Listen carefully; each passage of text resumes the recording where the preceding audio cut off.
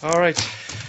Good afternoon. The Secretary General this morning addressed the plenary session of the European Parliament in Strasbourg. In his remarks, he stressed the contribution of the European Union is absolutely essential for the United Nations, from support to peacekeeping to protecting human rights, solving conflicts, advancing Agenda 2030, and fighting climate change. A strong and effective European Union is essential to a strong and effective United Nations, he said, laying out his priorities for reform to make the UN closer to the aspirations of the people the organization is serving. Secretary General also stressed the need for governments, local authorities, civil society, and religious authorities to foster social cohesion, inclusivity, and tolerance.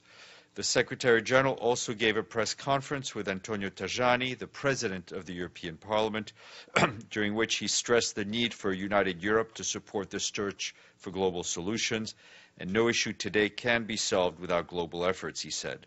Both events should be available on our webcast page, and we're working on the transcript of the press conference. The Secretary General also took the opportunity to meet with leaders of the different political groups of the European Parliament, and he is now heading off to Switzerland, just outside of Geneva, where he will be meeting with his special representatives. And on his way to Strasbourg, as you heard yesterday, the Secretary General met with the new French President, Emmanuel Macron. They discussed peace and security issues, as well as issues related to sustainable development and climate change. The Secretary General said he looked forward to working with the French President on all pressing issues, noting France's key role as a pillar of multilateralism. And today, the Secretary General tweeted out in support of the Culture of Love campaign launched by our colleagues at the UN Human Rights Office. As you know, today is the International Day Against Homophobia, Transphobia, and Biphobia. In a series of short videos, the campaign explores the role of culture and tradition in the lives of lesbian, gay, bi, trans, and intersex people in different cities around the world. The Secretary General said the campaign is an important reminder that culture and tradition should bring us together and not drive us apart. More information on the Free and Equal website. And in a statement we issued last night, the Secretary General welcomed the return of calm to Côte d'Ivoire following the unacceptable acts of violence committed by soldiers over the past few days. He commends the government of Côte d'Ivoire for its efforts to address the unrest and restore security. The Secretary General also expressed the United Nations' continued support for the government of Côte d'Ivoire in its efforts to sustain the hard-won gains of peace and stability in the country, including with the assistance of the UN operation in Côte d'Ivoire and other international actors. And back here in New York, the Deputy Special Representative for Somalia, Resident Zeniga, briefed the Security Council this morning. He said that scaled-up response by humanitarian agencies has averted a famine in the country so far, but the crisis is unlikely to abate anytime soon, and the need for assistance is increasing faster than the pace of response. He stressed the need for donor contributions, as only $669 million has been pledged for the ongoing humanitarian efforts, leaving a gap of $832 million in the plan. Mr. Zeniga added that the security situation continues to be precarious, especially for women and children, as drought conditions are forcing them to migrate, and sexual violence in IDP camps is also on the rise, he noted. He added that the federal government and the federal member state leaders have taken the important first steps in giving the country a unique opportunity to build a functional state by signing the National Security Architecture Agreement, making it possible for international partners to support Somalia's security sector in a coherent way. Still, he stressed that Somali institutions still suffer from severe capacity shortfalls and will need to be addressed if long-term progress is to be made. And from the Central African Republic, our colleagues there report that the UN mission in the country reports clashes between members of the anti-Balaka and the FPRC group in Bria, in the town of Bria yesterday. Initial reports suggest 5 civilians are dead and more than 25 injured. Several homes were also burnt, resulting in civilians seeking refuge at a camp for displaced persons, as well as another location near the UN mission's compound. UN peacekeepers are deployed in key areas of the town and are conducting robust patrols. The UN mission also continues to engage with leaders of both armed groups and to prevent further escalation of violence. Meanwhile, Bangassou is calm today with civilians moving in parts of the town. The mission continues to conduct patrols in strategic places such as the airport. Peacekeepers are also protecting the cathedral, where displaced civilians are seeking shelter. Our humanitarian colleagues tell us that over 5,000 people have now been registered at the cathedral. Clashes have reportedly forced a large number of people from the nearby Nzako town to flee into the bush. 2,750 people also crossed the border to the DRC. A humanitarian cargo plane with food and water purification tablets is scheduled to arrive in Bangassou, while 10 tons of food, shelter, and non-food items are expected to arrive by tomorrow.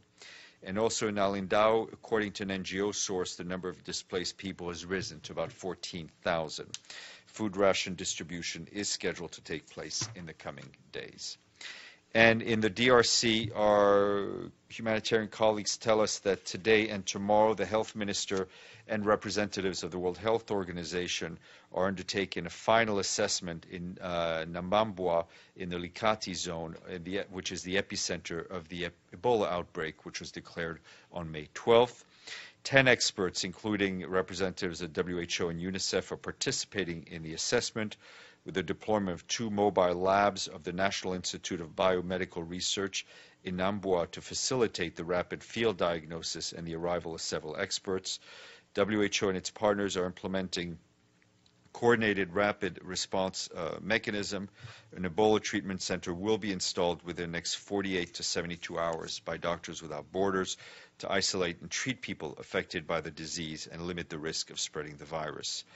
As of the latest figures say that of 21 suspected cases, there were 3 deaths were recorded as of yesterday.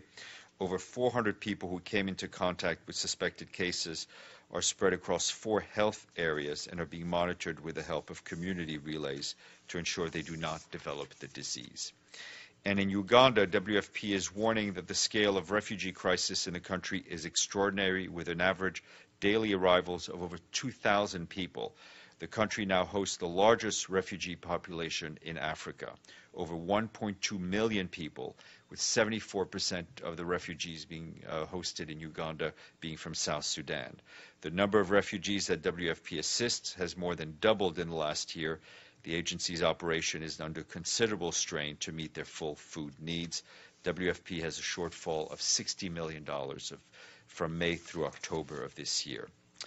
And turning to Syria, we're concerned by reports of flooding in the western parts of RAQQA following the collapse of a sand barrier. The flooding has resulted in an estimated 120 families fleeing their homes towards the western part of the countryside. While the UN does not have access to the city, the flooding compounds an already extremely difficult humanitarian situation for people living in the city under the control of Daesh. Overall, an estimated 400,000 people in RAQQA are in need of humanitarian assistance and protection as military operations in populated areas continue. The UN, through local partners, continues to deliver assistance to those in need in areas of RAQQA that are accessible and where security conditions permit. Meanwhile, some 2,400 people were reportedly evacuated from Ware neighborhood in Homs City to Idlib Governorate. This brings a total number of evacuees from Ware to over 17,000 people since the agreement was signed in mid-March. An estimated 35,000 people remain in Al-Ware, and further evacuations are expected. And next door in Iraq, we continue to be concerned for the safety and well-being of civilians remaining in western Mosul in those areas that are still under the control of Daesh. Humanitarians estimate 275,000 people remain in those areas. And the high protection risks to people in the conflict zone and those trying to leave are reflected by rising casualty rates. From the start of the operations around Mosul in October of last year until May 9th of this year, 12,300 people have been transferred to hospitals for trauma injuries. These figures reflect only those who are able to access assistance, so those figures should be considered at minimum. And UNHCR says, I wanted also to flag that the Deputy Secretary General spoke this morning at the Sustainable Development Goal Action event on innovation and connectivity, and we'll have a transcript of her remarks available shortly. And also on the subject of innovation, today our colleagues at UNHCR switched on the solar plant in Jordan Azraq refugee camp, making it the first camp to be powered by renewable energy. The solar plant allowed UNHCR to provide electricity to the 20,000 residents for free, and each of the families in the camp can now connect a fridge, a TV, a fan, and have light inside the shelter, as well as charge their phones, which is critical for refugees to keep in contact with relatives abroad. The solar plant will also result in an immediate saving of $1.5 million per year and will reduce CO2 emissions by more than 2,000 tons per year. And also want to flag another innovative program on refugees, this one in Turkey, where refugees will be receiving monthly cash assistance through a relief program that has now reached 500,000 and continues to rise. The EU-funded emergency social safety net supports the most vulnerable families in Turkey with a debit card to cover basic needs such as food, rent, and medicine and clothes. The cards can be used by refugees in shops like any debit card, and they can be used to withdraw cash from ATMs. This program is a partnership between the European Union Civil and Protection Humanitarian Aid, ECHO, the World Food Programme, and the Turkish Red Cross and Red Cross Society and the Turkish government.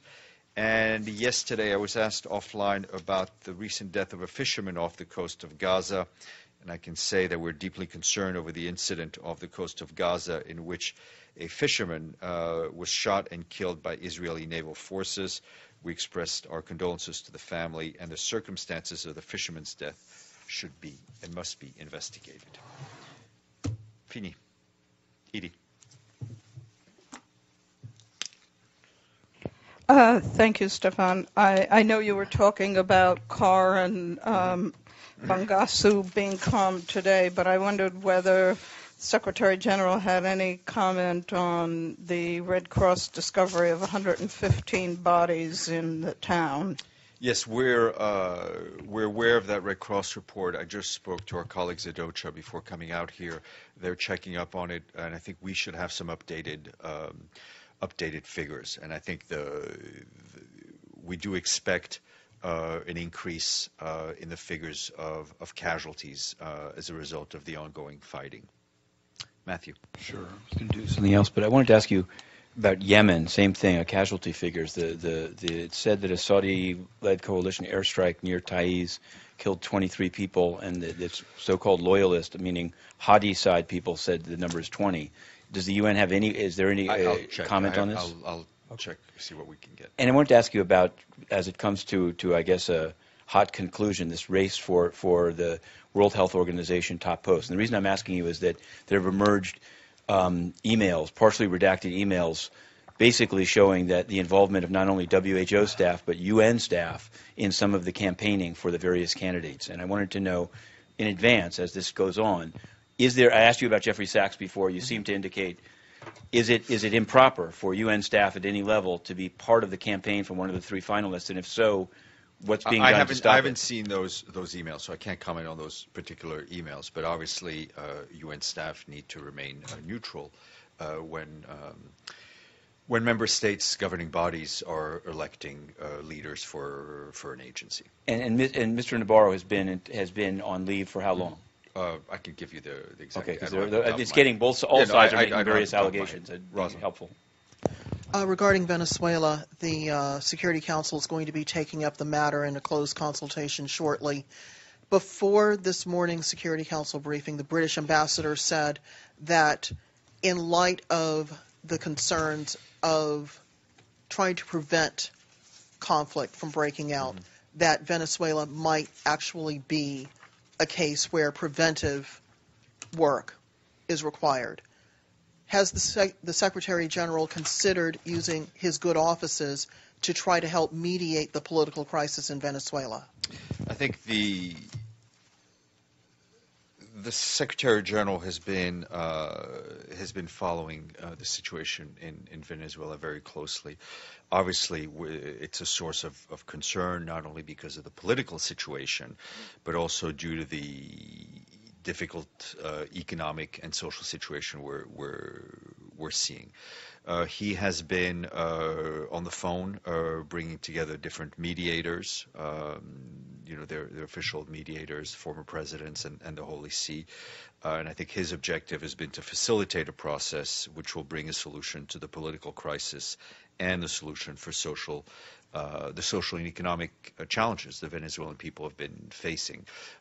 In the transcript that we are putting out of his press conference in Strasbourg, he was asked about Venezuela, so I will also refer you to that, but it's basically what I've just said. Is it possible that we might see some sort of intervention beyond facilitating conversations from the SG? I think we need to take things one step at a time. I think as a matter of principle and as oft-stated principle, the UN, the good offices of the UN are always available, but both parties, sides, whatever his situation is, have to welcome it. Or there needs to be some sort of a mandate given by a UN body. That's a matter of fact and principle. One more. Are you able to confirm whether the Secretary General has spoken to President Maduro or to leaders of the opposition, or is it too soon to have those conversations? I will not get into that. I'm not able to confirm any of that at this point. Yes, Matthew.